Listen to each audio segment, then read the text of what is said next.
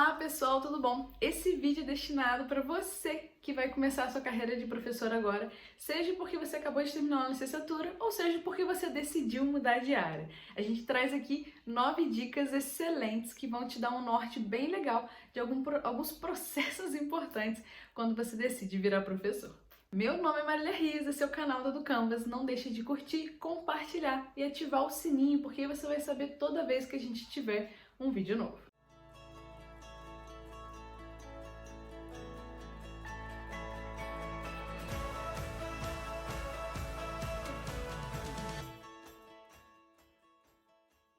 Bem, a gente trouxe aqui 9 dicas super legais, bem valiosas, que você vai ver e que vão te ajudar e que vai fazer você refletir um pouquinho.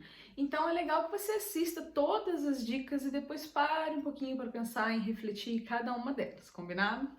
Lembrando, a gente sabe que cada professor tem uma característica diferente e cada um vai se destacar em uma área de um jeito. A gente decidiu colocar aqui as dicas fundamentais que se adaptam e cabem em qualquer situação, desde professor de alfabetização até professor universitário. Em qualquer área que você vai atuar e que você vai ser professor, a gente tem essas 9 dicas que vão te ajudar de verdade. A primeira, vamos começar aqui com a mais clássica, e eu diria que vocês já sabem, que é: não pare de estudar. A partir do momento que você decidiu entrar numa carreira em que o seu bem maior é o conhecimento, você não pode parar de estudar, na verdade?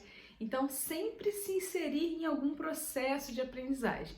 E é legal estar sempre sabendo o que está acontecendo nas universidades.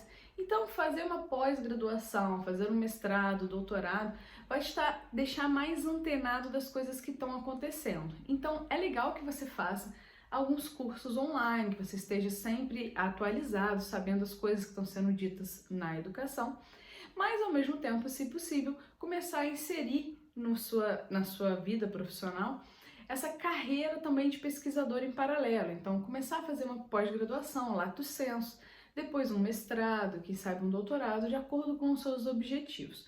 O importante é que você esteja sempre estudando. Isso é muito importante. Primeiro, para você não esquecer como é aprender, isso é muito bom. E segundo, porque as coisas estão mudando muito rápido, então é importante que você esteja sempre se atualizando. Seja por algumas universidades públicas ou particulares, fazendo cursos de pós, mestrado e doutorado, seja com cursos online, pockets, que entregam exatamente aquilo que você está precisando naquela hora. Então, esteja sempre muito antenado sobre o que está acontecendo ao seu redor. É a nossa primeira dica.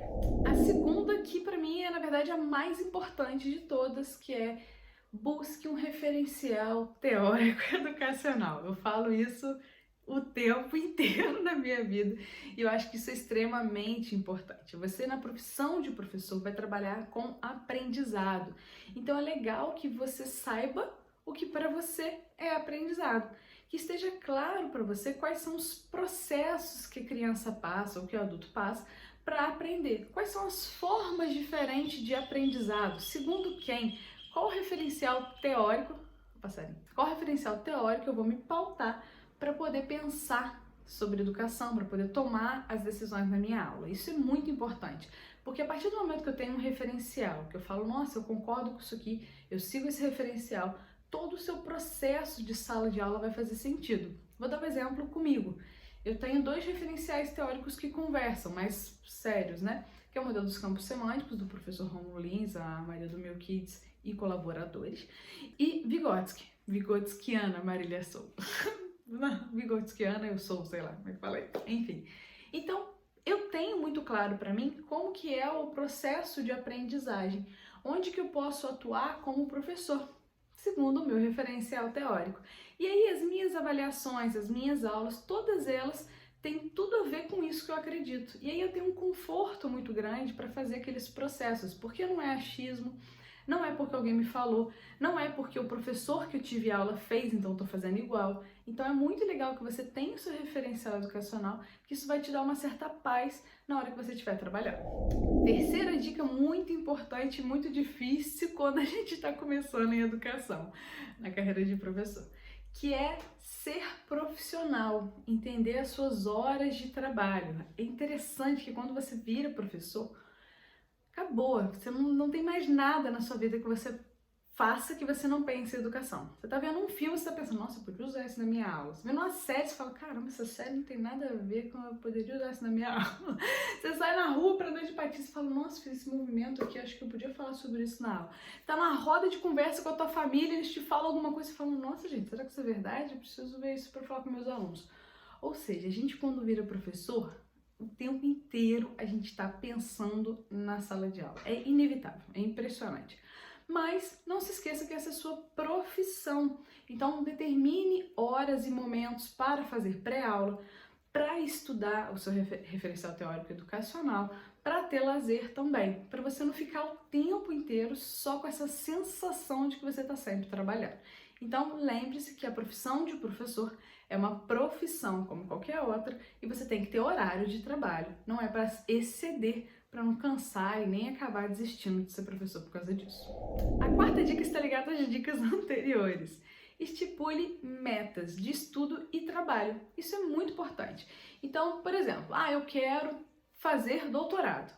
Opa, qual que vai ser meu processo? Estou saindo da licenciatura agora. Qual é o meu procedimento agora? Eu vou fazer pós-graduação? Eu vou fazer um mestrado? Eu vou demorar quanto tempo? Eu vou buscar que universidade? Como que eu decido o meu projeto de pesquisa?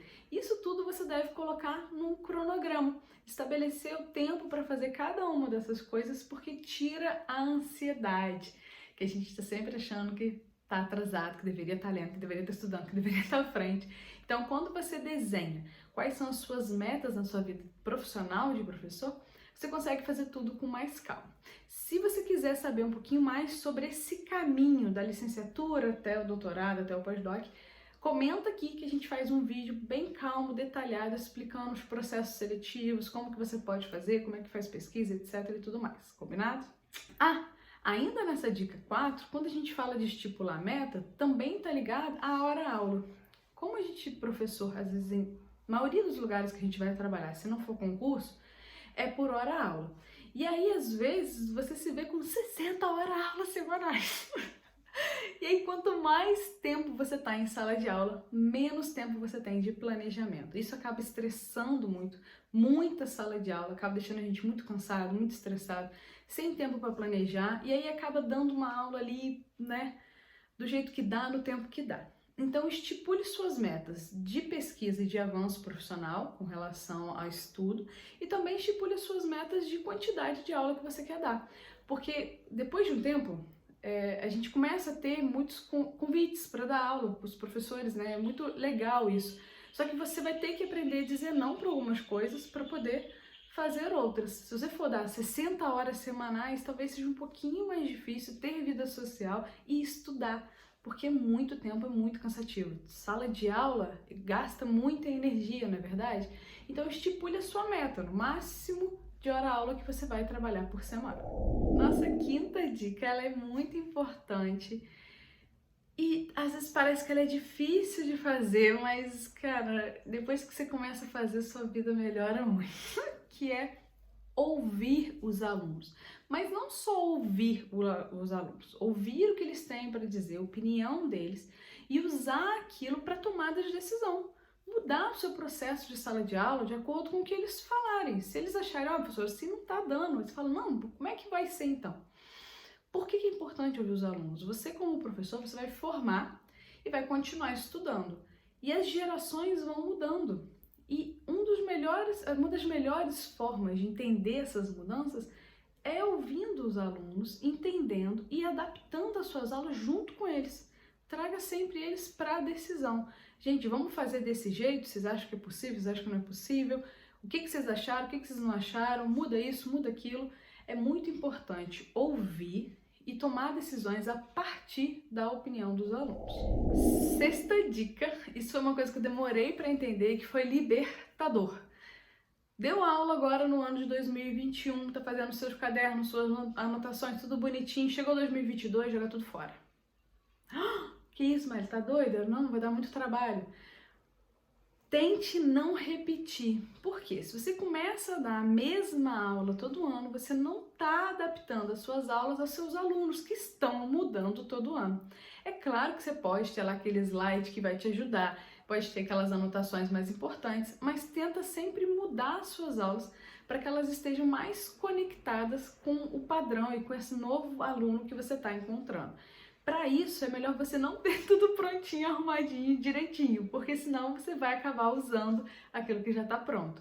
Então, essa dica é importante. Tente sempre renovar o seu material de sala de aula, assim como você está estudando e pesquisando o tempo todo, na verdade. Dica número 8, que também foi muito libertador quando eu entendi: professor não é centro do processo de aprendizagem. Simples assim. Você não é o centro ali. Você está ali como mediador. Quem é o centro são os alunos. Ah, então eu vou fazer o que eles quiserem. Não. Você está mediando o processo de aprendizagem dos alunos. Então deixe eles falarem, tenta entender o que eles estão falando, põe eles para participar e não só ficar assistindo você falar. Os alunos têm que fazer, porque se eles não fizerem, eles não aprendem. E aí tá uma frase que eu estou falando, porque eu tenho um referencial teórico que me faz acreditar nisso. Lembra daquela dica lá? É importante ter um referencial teórico? Nossa oitava dica importante é dar segurança para o aluno e deixar ele confortável. Ainda mais quando você está começando como professor. Na verdade, eu adotei isso e eu uso isso pro resto da minha vida. Eu tento, né? Deixa o aluno sentir que ele pode falar a verdade para você. É difícil, existe uma relação de poder. Ela nunca vai ser 100%, o aluno nunca vai falar 100% o que ele pensa, porque tem a questão da nota, aquela coisa toda. Mas o máximo que ele te falar, tenta não repreender. Se o aluno tiver uma dúvida, a dúvida dele é legítima, pelo amor de Deus. Não fica rindo de dúvida de aluno, não fica assim indignado porque o aluno parou a aula para falar de dúvida. Tudo que eles falarem, tudo que você perguntar, eles responderem, é o que eles estão falando mesmo. Leva a sério. Se eles estiverem zoando com a sua cara, se for brincadeira de aluno, isso é um problema dele, ele vai aprender com a vida. Faça a sua parte de acreditar e tentar entender a forma como ele está pensando. Depois de um tempo ele acaba ficando sem graça de continuar fazendo essas brincadeiras. E por último, a nossa nona dica: siga o Instagram do Canvas. A gente tem aqui tudo quanto é tipo de inovação em educação, vários tutoriais que podem te ajudar, vários vídeos te ajudando a entender melhor o que é ensino híbrido, o que é avaliação, o que a gente entende por processo de ensino-aprendizagem. Se você quiser algum vídeo diferente, comenta aqui que a gente faz o que você achar melhor. Mas não deixe de seguir o canal, porque ele realmente é uma fonte que traz muita inovação em educação. A gente está sempre se atualizando e tentando trazer o melhor para nossa rede de professores. Bem, professores, a gente espera que tenha ajudado. Esse vídeo ele não pode se alongar, então estou olhando o tempo para que ele fique curtinho. São 9 dicas que a gente acredita que são muito importantes para você dar o pontapé inicial. Então, se você quiser saber um pouquinho mais sobre essa rotina de sala de aula e algumas dicas importantes, ou até histórias que a gente já viveu que foi fazendo a gente aprender alguma coisa, comenta que a gente fala mais um pouquinho, beleza?